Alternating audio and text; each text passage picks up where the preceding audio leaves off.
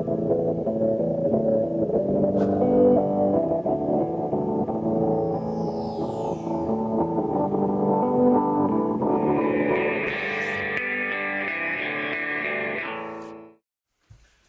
going to call this meeting to order, and the first thing we need to do is we have a capital fund expenditure for the Dodge Ram truck, and we thought it could go under warrant 8, but we realized that it has to be considered as a capital fund expenditure, and so I'd like to add that to capital fund number 2 to our bills for payment. And with that, we have the minutes of our October 1st meeting. I would just say I would move approval of those minutes. Okay, any discussion? All those in favor? Aye. Aye. Are you abstaining? Yes, I was Okay. absent from that meeting. Thank you. And then we can move on to bills for payment. And we have warrant 8, 8P, the Conservation Commission number 4, Recreation Board number 3, and then the Capital Fund number 2. I move we approve for payment warrant 8, warrant 8P, Conservation Commission number 4, Rec Board number 3, and Capital Fund number 2. I would second that motion. Okay, any discussion? All right, all those in favor? Aye. Aye. Aye. All right, if you want to start signing. Sure. Recognition of visitors and public comments. You should note that Rich is here. Yes. And we don't have a highway report today. There's correspondence for information. Is there anything under that topic that you want to discuss? Okay. All right. Let's see, we have nothing under correspondence for discussion and or action. Under unfinished business, the proposed 150 kilowatt community solar system for 511 Stickney Brook Road. And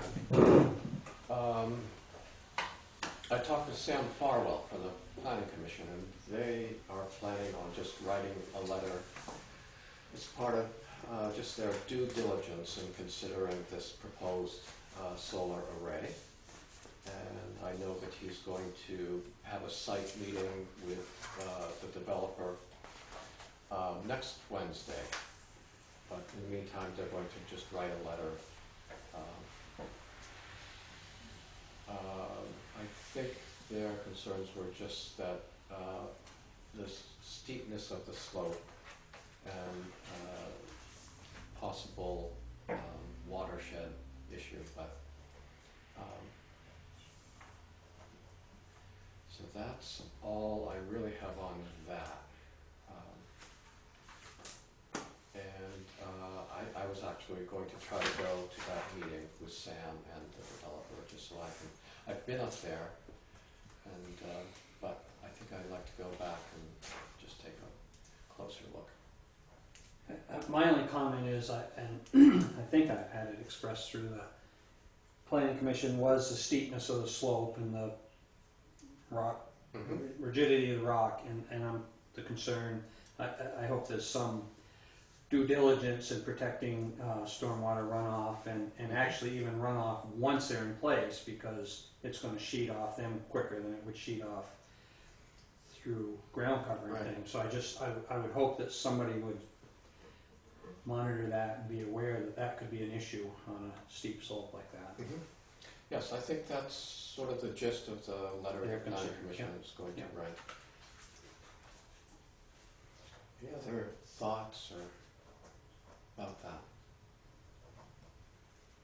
So I'll let you know what the site visit was like. There we go. Under new business, Guru Dharam went to the VLCT town fair. Maybe you give us a little what you learned there. Well, I went to 3 sessions. I did go to Understanding Your Town's Independent Audit Report and Breakdown for Lay People. That was mainly for my own edification. I don't think there was anything directly related to the town business, except that now I know more about what to look for in an independent audit report when that comes around. The second one I went to was the open meeting law compliance changes from the 2014 legislative session. I did put a question forward to the senior staff attorney, Jared Baxter, about the additional adding agenda items at the beginning of the meeting, to see if he could provide any clarification as to how that is consistent with the posting of the requirement for posting the agenda some days earlier. And he said, well, the intent of the law really is to make the meeting and its business as transparent as possible. And it was his opinion that adding an item to the agenda at the beginning of the meeting should only be used in exceptional circumstances. And by that he meant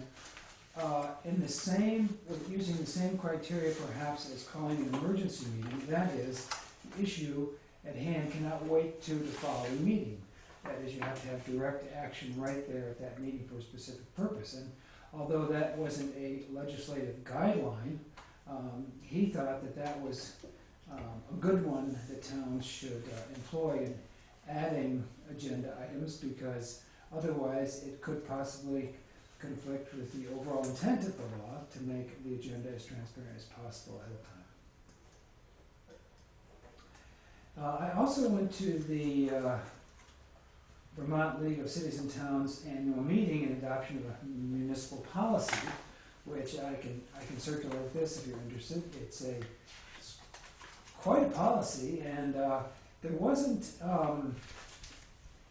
anything too controversial in the sense that the meeting lasted probably less than an hour and a half, and there were some debates that were interesting, a word here or there, but most of the policy changes pretty much sailed right through that body, including the policy recommendations for the open meeting law and some of the changes that the league would like to see in the legislature to enact.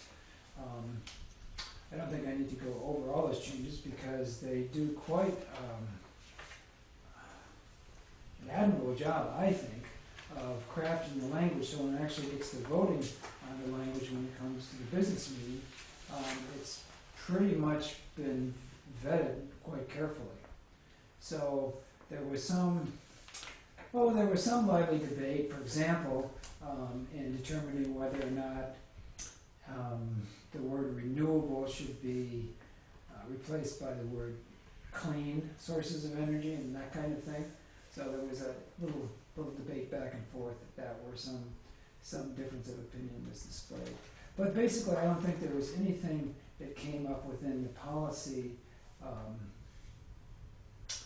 that directly would become an issue of local concern to us. Let's put it that way. What were some of the recommendations they were going to go to the legislature with regarding the open meeting law? Oh, okay. Well, for example, they recommend several changes as amendments to the open meeting law. They would require a roll call vote for anyone participating in a meeting telephonically, only if the voice vote is not unanimous. Increase the 5-day requirement for posting minutes to 10 business days. Postpone web posting requirements of all consequences for non-compliance until July 2015, because that's really the sticker with the web, is the web posting in some towns taking down their websites rather than deal with 5 days of posting their minutes. Have the state provide and maintain a website and staff to post all the meeting agenda and minutes of municipal government public bodies. And have the state provide sustainable funding for an educational program to acquaint municipal officials with the open meeting law requirements. And the only other last one is limit mandatory application of the 2014 amendments posting and penalty requirements to statutory and charter required public bodies. Make all other municipal public bodies, including committees and subcommittees of public bodies, comply with the law as it existed before July 1st, 2014. So those are the recommendations by the league, and they all sailed through without any further comment. Oh, thanks. Any questions? How is it going with different committees and commissions getting the information to It's you? going well so far. Yeah. Mhm. Okay. You don't need to put the heat on anybody for you? No, Okay, no, they're doing great. great, good. Good, so we could put this in the file for people to look through, or someone can take it home if they want. Be quiz at the next meeting. I would just note that I think we have been good about not putting things on the beginning of the agenda to be added. I think before tonight, I don't remember it's ever having happened. There was one. Yeah, Okay. a few meetings ago. Yeah, but I think we certainly follow the spirit of the open meeting law. Right, I think we're trying to. Mm-hmm. Right. Anything else you'd like to? No, not from the town fair. Okay. I did see Pam there. She attended a couple sessions as well. Mhm. I'm glad you were able to go. Thank you. Yeah, well, thank you for making me the voting delegate. I'll get to hold of my card. Vote for Dummerston Way. That's good. There's a curb cut permit for Donald and Debbie Wood on Wickapee Hill Road. And Lee Chamberlain has looked this over. They have provided a map. Yeah. That's been an issue on other curb cuts. Are you familiar with this? Vaguely, yeah. Okay. Yeah, I did, and I looked it over earlier, yeah. Okay. I move we approve the curb cut for Donwood. I'll second that. Okay. Any further discussion? All right. All those in favor? Aye. Aye. Aye. All right. Let's see. I have to sign this one. Yes, please.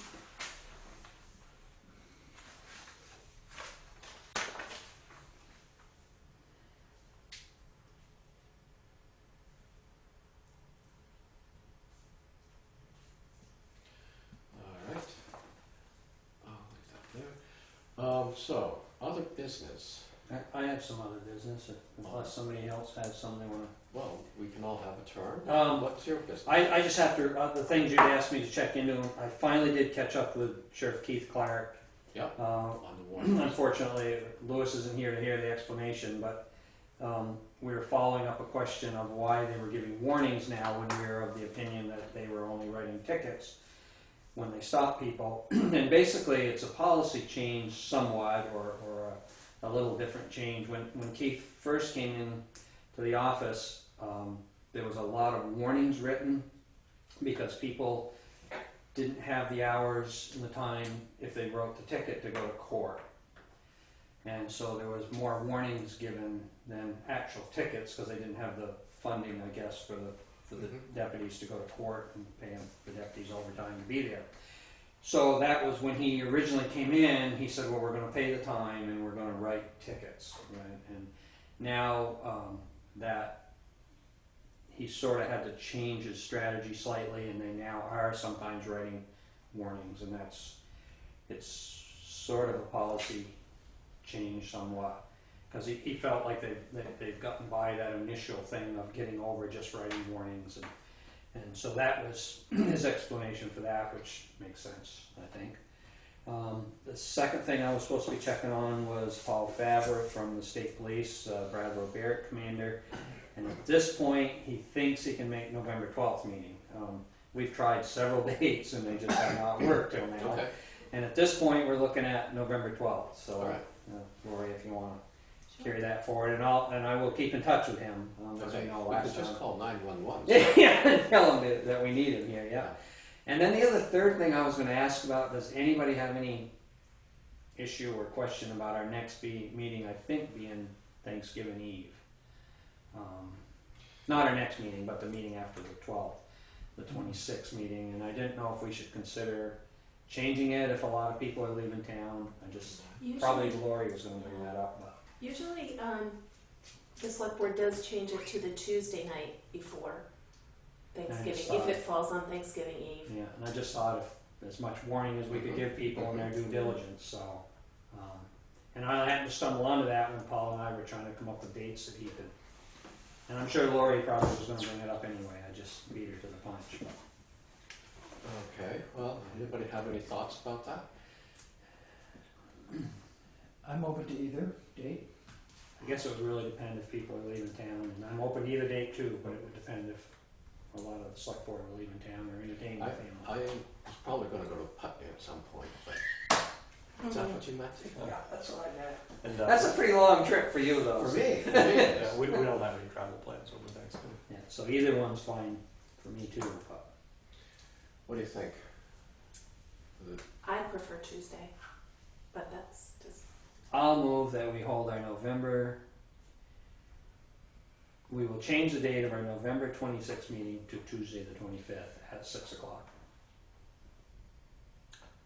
I'd second that. Okay, we've got a motion, been seconded. For discussion, I was going to just ask our the news media is okay with it. All right. Well, any further discussion? All right, all those in favor of moving the November 26th meeting to the 25th? Aye. Aye. Okay. Aye. Okay. And just anything Lori can do to. Is there any other, is the planning commission meeting here? No, That- I was just thinking of Okay. that. No, and if the DRB, they'll be the week before, Okay. so should be good. Okay, and when do we get into the real budget discussions? Probably the week before that. Okay, Usually we would start, I mean, we could put on the next agenda to set the schedule for the budget meetings, okay, great. That's gonna be the 29th, right? all right? Yeah, because usually we I can't start wait. early to mid-November.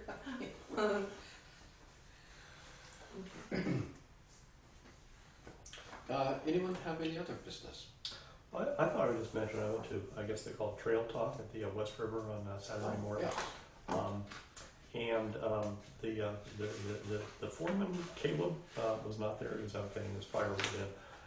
But they had several others there from was it PCL? And apparently they are a couple months behind schedule because of weather, winter weather last year.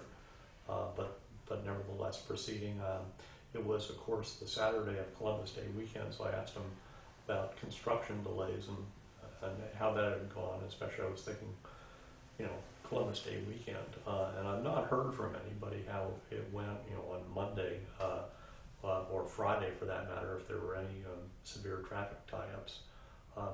He said they did hear from a high-profile person concerning who was frustrated with the delays through Brattleboro. That was our former governor, Howard Dean, weighed in that he was not happy with being, delayed in traffic for so long.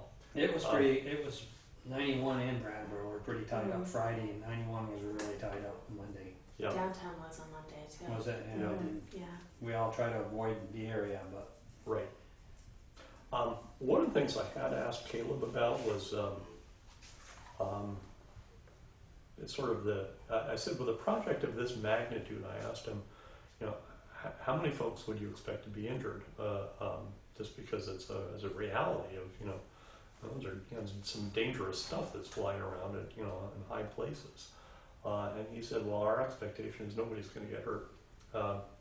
And that's fine. I'm sure, insurance companies would have numbers for that sort of thing. And then it was since then, of course, a few folks have been injured, and I asked these folks about that, and they said, well, indeed, their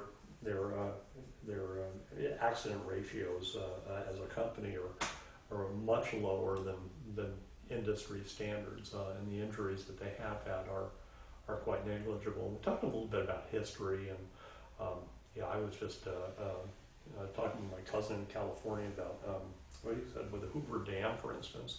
The 200 people died in the construction of that, and I guess 10 on the Golden Gate Bridge. And but this fellow said, times were just much different back then. I guess you really expected that, and so. I don't think you had OSHA standing over you back then. Yeah, no, definitely. Significantly different every time you dig a hole 4 feet deep now, so. For sure. Yep. So anyway, it's coming along. But a little behind schedule. A little behind schedule, yeah. I told them I wasn't sure quite how realistic it was to have a detour from, where is it, Chester to Londonderry or somewhere. And for trucks, yeah, or to Wardsboro or somewhere, but there was about a half a dozen folks there and a couple of reporters, I think, Rutland Herald and whatnot. So. My one concern is I wish they'd spend a little time filling the potholes at 2 o'clock in the morning, because the road's taking a beating from all the traffic, and the potholes are brutal. They're supposed to next Monday. Oh, I think okay. northbound is supposed to be closed overnight. Okay. Yeah. I know they did it once Yep. 6 or 8 weeks ago, and Yeah. it needs it again. Oh, good. Thank you, Larry. Oh, he did say that they are making an effort to keep the West River Trail open. I guess it goes up above the construction area. Oh, one thing I asked him about was have you noticed that place where they have all of their travel trailers parked is for sale? Yeah. Adjacent land. Right. And I asked if anybody knew how much they were asking for it, and somebody volunteered that he thought, given the fact that it's in a flood zone, you could not build on it.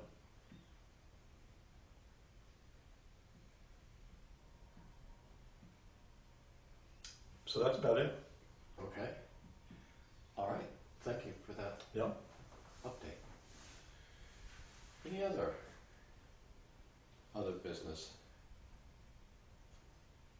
No. Well, okay. So I recommend that you start getting a little extra sleep, because when we go into the budget season, that's now's the time to sharpen your pencils and start thinking about this process, and maybe talking with if you know people on other committees. Or we did get a letter from the Social Services Committee about their thoughts on the process.